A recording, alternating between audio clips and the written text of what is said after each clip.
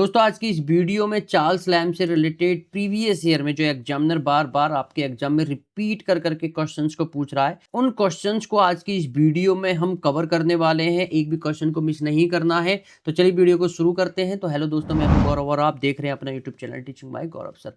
पहला क्वेश्चन और अब तक का 41वां क्वेश्चन है ये। अगर पिछले क्वेश्चन आप नहीं देखे, जिनकी मैं ऑलरेडी वीडियोज बना चुका हूँ, लिंक उनका डिस्क्रिप्शन में दे रखा है, वहां से जाकर आप उन वीडियोज को देख सकते हैं। मेरी प्ले लिस्ट में जाकर भी हर एक राइटर की पर्टिकुलर प्लेलिस्ट बनी हुई है, हर एक क्वेश्चंस को मैंने वहां पर करा दिए। प्रीवियस ईयर में इंपॉर्टेंट क्वेश्चन वहां पर आपको देखने के लिए मिल जाएंगे, तो वहां पर जाकर आप प्लेलिस्ट में देख सकते हैं। आज का हमारा पहला जो क्वेश्चन है वो है, how is lamb associated with Christ hospital. Lamb Christ hospital से कैसे जुड़े हुए हैं? पीजीटी 2002 में प्रश्न आया है। A, it was the hospital where he took birth. B, here he died. C, here he was educated. या D, Mary Lamb was treated here. चलिए देख लेते हैं करेक्ट आंसर क्या होगा। जो करेक्ट आंसर हो जाएगा वो हो जाएगा option C, here he was educated, यानी कि यह एक मशहूर स्कूल था जहां उन्होंने पढ़ाई लिखाई की थी। चलिए बढ़ते हैं अगले क्वेश्चन पर। The praise of chimney sweepers is.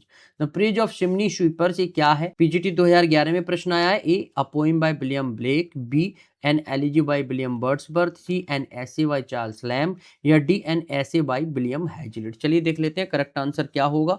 जो करेक्ट उत्तर हो जाएगा वो हो जाएगा option C, an essay by Charles Lamb, यानी कि इसमें वे गरीब बच्चों की स्थिति और उनके प्रति अपनी दयालुता दिखाते हैं। चलिए बढ़ते हैं अगले क्वेश्चन पर। In which magazine were published the first series of the essay of Elia, यानी कि द एसेज ऑफ इलिया की पहली श्रृंखला किस पत्रिका में प्रकाशित हुई थी? पीजीटी 2009 में क्वेश्चन आया है। A, British magazine. B, Swiss magazine. C, American magazine. या डी, लंदन मैगजीन। चलिए देख लेते हैं करेक्ट आंसर क्या होगा। जो करेक्ट उत्तर हो जाएगा वो हो जाएगा ऑप्शन डी, लंदन मैगजीन, यानी कि इसी पत्रिका ने लैम्ब को एक निबंधकार के रूप में मशहूर कर दिया था। चलिए बढ़ते हैं अगले क्वेश्चन पर। When was Lamb born. Lamb, Charles Lamb का जन्म कब हुआ था? पीजीटी 2009 में ये प्रश्न आया है। ए, 1775। बी, 1834। सी, 1744। या डी, 1829। चलिए देख लेते हैं करेक्ट आंसर क्या होगा। जो करेक्ट उत्तर हो जाएगा वो हो जाएगा ऑप्शन ए, 1775। लंदन में उनका जन्म हुआ था। चलिए बढ़ते हैं अगले क्वेश्चन पर। Which pseudonym was adopted by Lamb for his essays. Lamb ने अपने निबंधों के लिए कौन सा उपनाम अपनाया था? पीजीटी 2009 में क्वेश्चन आया है। A, Elia. B, Charles. C, Lamb. या डी, नन ऑफ दीज। चलिए देख लेते हैं करेक्ट आंसर क्या होगा। जो करेक्ट उत्तर हो जाएगा वो हो जाएगा ऑप्शन ए, एलिया। उन्होंने इसे अपनी पहली रचना के लिए इस्तेमाल किया था, ये याद रखना। चलिए बढ़ते हैं अगले क्वेश्चन पर। Which of the following is not a work by Charles lamb. निम्नलिखित में से कौन सी रचना चार्ल्स लैम्ब की नहीं है? पीजीटी 2009 में प्रश्न आया है। A, John Woodvil. B, the old familiar faces. C, Hester. या डी, लल्ला रुख। चलिए देख लेते हैं करेक्ट आंसर क्या होगा। जो करेक्ट उत्तर हो जाएगा वो हो जाएगा ऑप्शन डी, लल्ला रुख। और ये किसकी है? थॉमस मूर की रचना है, ना कि चार्ल्स लैम्ब की है। चलिए बढ़ते हैं अगले क्वेश्चन पर। The essay South Sea House has been written by. ये जो वर्क है साउथ सी हाउस, निबंध किसके द्वारा लिखा गया है? पीजीटी 2009 में क्वेश्चन आया है। A, Bacon. B, Lamb. C, Stevenson. या डी, एडिसन। चलिए देख लेते हैं करेक्ट आंसर क्या होगा। जो करेक्ट उत्तर हो जाएगा वो हो जाएगा ऑप्शन बी, चार्ल्स लैम्ब। उन्होंने अपनी पहली नौकरी वाली जगह के बारे में यह निबंध लिखा था। चलिए बढ़ते हैं अगले क्वेश्चन पर। Who used the epithet gentle hearted Charles for Charles Lamb, यानी कि लैम्ब के लिए जेंटल हार्टेड चार्ल्स इस शब्द का प्रयोग किसने किया था? पीजीटी 2009 में क्वेश्चन आया है। ए, वर्ड्सवर्थ ने। बी, कीट्स ने। सी, ब्राउनिंग ने। या डी, कॉलरिज ने। चलिए देख लेते हैं करेक्ट उत्तर क्या होगा। जो करेक्ट आंसर हो जाएगा वो हो जाएगा ऑप्शन डी, उन्होंने यह अपनी एक कविता में लिखा था। क्या? Gentle hearted Charles. चलिए बढ़ते हैं अगले क्वेश्चन पर। Which romantic novel is by Charles Lamb. Charles Lamb के द्वारा लिखित रोमांटिक उपन्यास कौन सा है? पीजीटी 2003 में क्वेश्चन आया है। ए, क्लॉस्टरलिम। B, Rosamund Gray. C, Absentee. या डी, क्रैनफोर्ड। चलिए देख लेते हैं करेक्ट आंसर क्या होगा। जो करेक्ट उत्तर हो जाएगा वो हो जाएगा ऑप्शन बी, रोजामेंड ग्रे। यह उनके साहित्यिक जीवन के शुरुआती दौर की रचना थी, 1798 में आई थी। चलिए बढ़ते हैं अगले क्वेश्चन पर। Mrs Battle's opinion on whist is an essay that has delighted generations of readers. We find it in Mrs Battle's opinion on whist हमें किस में मिलता है? पीजीटी 2003 में क्वेश्चन आया और इतने भी क्वेश्चंस हम कवर कर रहे हैं वो टू द पॉइंट दोस्तों मैं बताते हुए चल रहा हूं, क्योंकि मेरा जो टारगेट है वो कम समय में ज़्यादा क्वेश्चंस ज़्यादा मटेरियल आपको प्रोवाइड कराने का, क्योंकि यहाँ पर अगर मैं एक्सप्लेनेशन देता हुआ चला तो वीडियो लेंदी हो जाएगी। जो भी एडिशनली डिटेल्स हैं या मुझे इंपॉर्टेंट लगी है वो आंसर में मैंने हिंदी और इंग्लिश दोनों में ही ऐड कर दिए हैं, आप वीडियो को पॉज करके पढ़ सकते हैं। और कोई भी कंसर्न या प्रॉब्लम है तो नीचे मुझे कमेंट बॉक्स में कमेंट करके बता सकते हैं। पहला ऑप्शन पढ़ लेते हैं, essays of Elia by Charles Lamb, B confession by Dick Quincy, C imaginary conversation by W S. Landor, या डी एसेज बाय हैजलिट। चलिए देख लेते हैं करेक्ट आंसर क्या होगा। जो करेक्ट उत्तर हो जाएगा वो हो जाएगा option A, essays of Elia by Charles Lamb. चलिए बढ़ते हैं अगले क्वेश्चन पर। नेक्स्ट हमारा क्वेश्चन है, Lamb's essays of Elia were written in 1820 to 23, when were the last essay of Elia written?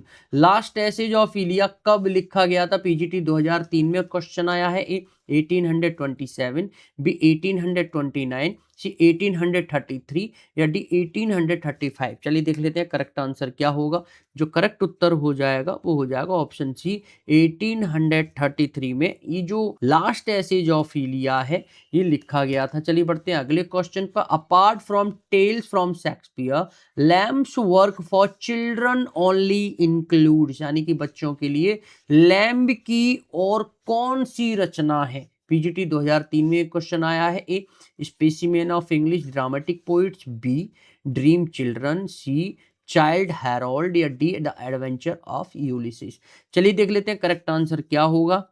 जो करेक्ट आंसर हो जाएगा वो हो जाएगा option D, the adventure of Ulysses. और इसमें उन्होंने राजा यूलिसिस की साहसिक कहानियों का वर्णन किया है। चलिए बढ़ते हैं अगले क्वेश्चन पर।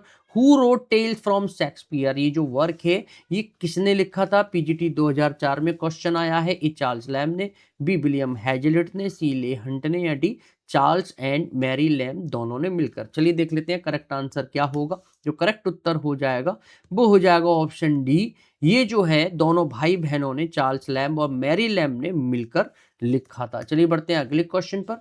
Who is called the Prince of English essayist, यानी कि अंग्रेजी निबंधकारों का राजकुमार किसे कहा जाता है? पीजीटी 2004 और 2010 में एक क्वेश्चन आया है। A Francis Bacon, B Joseph Addison, C Charles Lamb, या डी आर.एल. स्टीवेंसन। चलिए देख लेते हैं करेक्ट आंसर क्या होगा। जो करेक्ट उत्तर हो जाएगा वो हो जाएगा ऑप्शन सी, चार्ल्स लैम्ब। उनके निबंधों में हास्य और करुणा का बहुत सुंदर मिश्रण देखने के लिए मिलता है। चलिए बढ़ते हैं अगले क्वेश्चन पर। Who has written the essay the old adventures of the Inner Temple, the old adventures of the Inner Temple ये किसने लिखा है? पीजीटी 2005 में एक क्वेश्चन आया है। A Hazlitt, B Bacon, C Charles Lamb, या डी मैथ्यू अर्नोल्ड। चलिए देख लेते हैं करेक्ट आंसर क्या होगा। जो करेक्ट उत्तर हो जाएगा वो हो जाएगा ऑप्शन सी, चार्ल्स लैम्ब, यानी कि इसमें भी अपने बचपन के स्थान और वहां के लोगों को याद करते हैं। चलिए बढ़ते हैं अगले क्वेश्चन पर। एसेज ऑफ इलिया इज ये क्या है? पीजीटी 2005 में क्वेश्चन आया था। A full of didactic sermonising, B practically autobiographical fragments, C remarkable for their terse and aphoristic style, या डी सैटायरिकल एंड क्रिटिकल।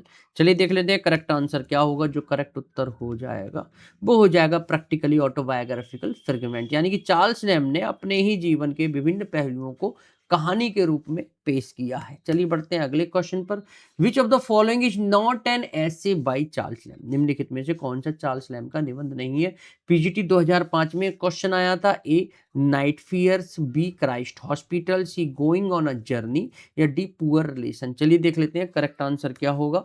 जो करेक्ट उत्तर हो जाएगा वो हो जाएगा option C, going on a journey. बाकी तीन जो है चार्ल्स लैम्ब की हैं। चलिए बढ़ते हैं अगले क्वेश्चन पर। Essay writing achieved new height with dash essays of Elia, निबंध लेखन ने किसके एसेज ऑफ इलिया के साथ नई ऊंचाइयों को छुआ? झारखंड पीजीटी 2017 में क्वेश्चन आया है। A Montaigne, B Hazlitt, C Charles Lamb, या डी साइनबर्न्स। चलिए देख लेते हैं करेक्ट आंसर क्या होगा। जो करेक्ट उत्तर हो जाएगा वो हो जाएगा ऑप्शन सी, चार्ल्स लैम्ब। उन्होंने निबंध को एक बहुत ही प्यारा और व्यक्तिगत रूप दिया, यानी कि essay writing achieved new height with Charles Lamb essays of Elia. चलिए बढ़ते हैं अगले क्वेश्चन पर। We are not of Alice nor of thee, nor are we children at all, we are nothing less than nothing and dreams, from which work have the above line has been taken. यानी कि हम ना Alice के हैं और ना तुम्हारे, ना ही हम बच्चे हैं, हम कुछ भी नहीं हैं, बस सपने हैं।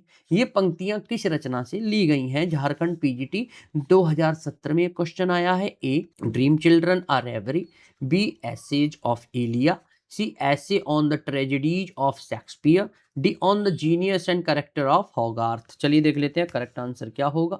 जो करेक्ट उत्तर हो जाएगा वो हो जाएगा option A, dream children or reverie. यानी कि इसका मतलब है कि निबंध के अंत में काल्पनिक बच्चे गायब हो जाते हैं और लैम्ब को बताते हैं कि वे सच में पैदा ही नहीं हुए, वे केवल क्या है, एक मात्र सपना है। These line have been taken from dream children or reverie. चलिए बढ़ते हैं इसको वीडियो के अंतिम प्रश्न पर। The word Elia is associated with, Elia नाम का ये जो शब्द है ये किससे जुड़ा है? एलटी 2018 में क्वेश्चन आया था। A Thomas De Quincey, B William Hazlitt, C Charles Lamb या डी फ्रांसिस बेकन। चलिए देख लेते हैं करेक्ट आंसर क्या होगा। जो करेक्ट उत्तर हो जाएगा वो हो जाएगा ऑप्शन सी, चार्ल्स लैम्ब। इन्होंने इसे अपने उपनाम के तौर पर इस्तेमाल किया। तो इस तरीके से दोस्तों इस वीडियो में हमने कम समय में 20 इंपॉर्टेंट पुराने समय प्रीवियस ईयर में पूछे गए क्वेश्चंस को कवर कर लिया है। अगर कोई भी कंसर्न या प्रॉब्लम है तो नीचे मुझे कमेंट बॉक्स में कमेंट करके बता सकते हैं। बाकी अगली वीडियो में दोबारा से मुलाकात करते हैं। तो thanks for watching this video.